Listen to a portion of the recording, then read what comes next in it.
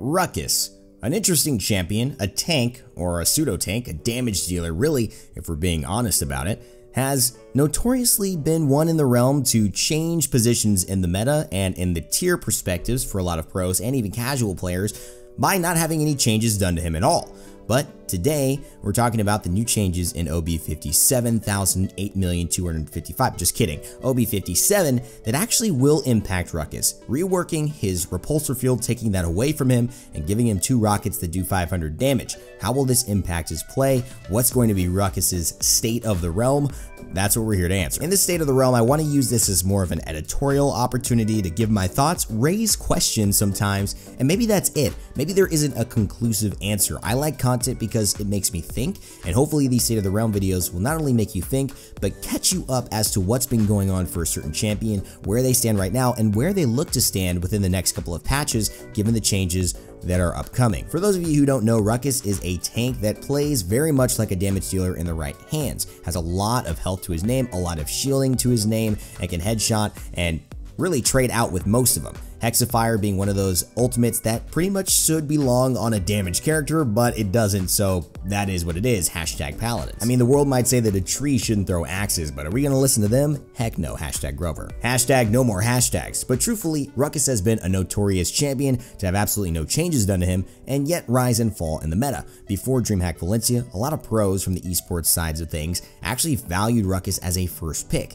He's super flexible, he does a lot of damage, he's a great secondary tank, and 2 tanks was the meta, so why not pick somebody who's not going to do you any wrong? With the introduction of Aerial Assault as a legendary in a playstyle I think most invented in the popular scene by Bitey on Denial, and if you guys watch Bitey's streams, Coach Bitey, very ecstatic kind of guy that when you get around him, a ton of energy. I think he perfected this style of play so that people felt very confident using these 3 dashes and upward playstyle of Ruckus to add mobility to the tank lineup, to allow him to reach upper ledges that made him much more dangerous on certain maps like Jaguar Falls, where he can compete on the catwalk near the point objective against players like Drogos, and generally just to help him get out of dodge and be a safer pick overall. In DreamHack Valencia, however, Ruckus was not the most important champion. That went to Torvald, Ying, Buck, and of course it changed everyone's ideas and perspectives on what should be going on in terms of a Paladin's composition. Ruckus was always good, but kind of fell off in terms of being the most vital first pick champion, and a lot of other names were on the horizon. Then the introduction of Leon, the introduction of Genos, and suddenly your first picking and your first banning, and these changed the dynamics with which Ruckus used to thrive in and no longer became the first pick necessity that he was before. If you consider Ruckus the shark or the natural predator of the draft scene, when you introduce more natural predators who are higher on the food chain than Ruckus, he's obviously going to take a lesser area of the ocean. He's going to control less space. It's going to be all Leon and Cassie and Genos trying to fight for, that territory. And once you get that out of the way, then we could see what Ruckus has to do. Also, the buffs to Ashe and the buffs to Fernando made them much more reliable tanks to pick up, and honestly, a composition without Ruckus was pretty okay. Even Tinker and Barrack had opportunities to do just as much damage or more consistently than a Ruckus could provide, so the role of damage tank kind of fell off for the damage tank. In fact, with the buff to Fireball, the buff to Tinkerin, and Ashe's range, it actually ended up being that tanks weren't damage tanks, they were just doing a ton of damage. I mean, tanks and damage became synonymous, and suddenly the great thing that Ruckus was good at more so than a lot of other tanks, including the mobility aspect, which Fernando and Ashe both still have at a very decent rate, and Barrack admittedly doesn't, became less and less important. In fact, it became like he was a run-of-the-mill champion who just didn't have as much health, didn't have as much survivability or 1v1 spam potential as a Fernando or an Ashe. Now, the way Ruckus currently sits is that he's a valued pick, sometimes first pick, and sometimes forgotten completely. He is not a bad choice, but again, fills this role of being something supplementary that you could really build a nice draft around, whether you take him early or whether you last pick him. But with the buffs mentioned in OB57 to Ruckus and the change of his legendary and of course removal of repulsor field, the addition of the 2 new rockets, the question remains, how will those changes impact not only his actual performance in-game, but his reception in-game? And perception and actuality, listen up folks, is not actually the same thing. I want to keep reiterating that to you guys who are my normal audience, anyone who's watching this video for the first time and kind of hearing my voice. Perception oftentimes can be misleading and will allow people to think that a champion isn't that good, but simply just because they don't have enough information. Remember Torvald, DreamHack Valencia, QG beat the number 2 and I think the number 3 teams in the world to go to the finals based off a Torvald Ying comp, the 2 worst tank and healer combination that perceptually you could run. However, it ended up being one of the best and most successful in the entire tournament. And let's not forget that it's really often we see players and teams only pick up certain legendaries because it gives you a lot of safety, not meaning that the other legendaries aren't worthwhile and can't work. I mean, if I'm going to take 90% damage reduction on Battering Ram Ashe, it doesn't mean that a Rally Here legendary where I stun everyone and damage amp everybody on my team by 20% can't be valuable, that I can't win a game that way. It's just that I can only use that every time I ult, and also I'll take damage immunity and CC immunity pretty much anytime I can get it, so it's a safe choice. It allows for more misplays, and in a competitive scene where money's on the line, you kind of want to make sure that your weaknesses are covered, maybe more so than counting on the perfect moment to occur. With the new changes to Ruckus, he's not only going to be getting a new ability, which I believe is going to be called Missile Launcher. That's right, Missile Launcher, 250 damage each in an area, not a lot of fall off whatsoever, so pretty much 500 extra damage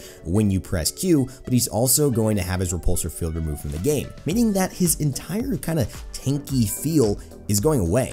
I mean, damage reduction is huge, guys. He had more than a Nara, or just as much at base, and now that's gone. All he's got is a shield. In fact, he's going to get a new legendary called Flux Generator, which is the same name, but it's going to be reworked into increasing his shielding to 50% on his emitter. So he's going to have a chunky shield to break through, but he's not going to come close to feeling like he did before. In fact, he's not going to have any ability to protect his teammates, which really starts to lend the question to, is he even a tank?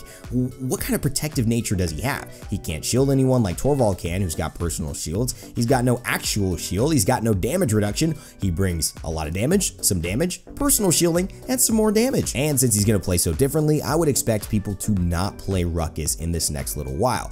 Why? Because it always takes time for people to develop new playstyles, to try them out with different compositions, and honestly, if you're going to risk it that early, you either have to be that confident and that good, or usually that bad. Most of the middle end teams are going to be trying to win and rise up, and they're not going to risk playing a champion that no longer serves the role he did, and without time to practice him and see other people do it first, it's probably going to fall off quite a bit. Ruckus dropping in esports is one thing, but in casual play, will he rise? I mean, I think a lot of people when they play Ruckus want to actually play a damage dealing tank. But the question is, will Ruckus even serve as a tank? He already had difficulty doing that as a solo tank himself before. But maybe this will make it even worse. Worse, better, that's subjective as well, because maybe if you're Ruckus, you want to go out there and do what you picked Ruckus for, which is damage. Now you got more, this could make it that much more enticing for you, and an extra 1500 on your shield, that's pretty exciting too. I mean, that's going to help you survive, although you're not going to help your teammates again. You will be tankier and be alive more, and thus do more damage in the fight, and maybe kill the opponents, and maybe ipso facto help your teammates to stay alive because everyone else is dead. Wouldn't it be nice if... I feel like that song had to come on right there, so imagine that I did it, imagine that I put the editing time, and it was a funny montage, but that's probably just too much time right now. It's late. So looking at Ruckus in the future, where will he be? Obviously, we've talked about the buffs, we know the changes, and we've kind of discussed some of the implications, but will they actually come to pass? Again, this is all about raising questions. I want to know in the comment section below what you think the impact of Ruckus's changes will be. I don't necessarily have an answer. In fact, I think most people in general, even the best players in the world, don't really always have an answer for Ruckus, or for every player that matter, every champion, excuse me. In my everyday games, I think Ruckus will be a lot of fun, and hey, the Overdrive legendary, I think has definitely been overlooked. Maybe there's something to do with that, and with more shielding, maybe that's more time to survive at low health, maybe Overdrive becomes more successful, but you never know unless you try.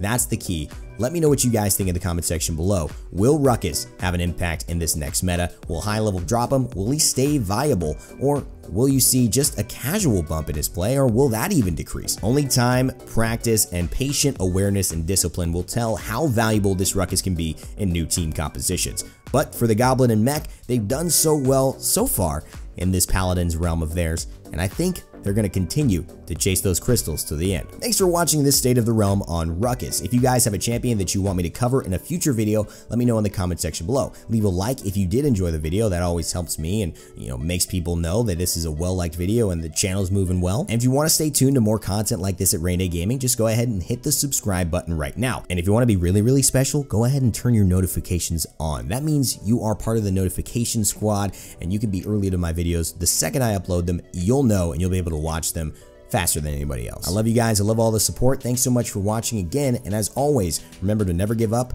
never stop gaming, and we'll see you all in the realm.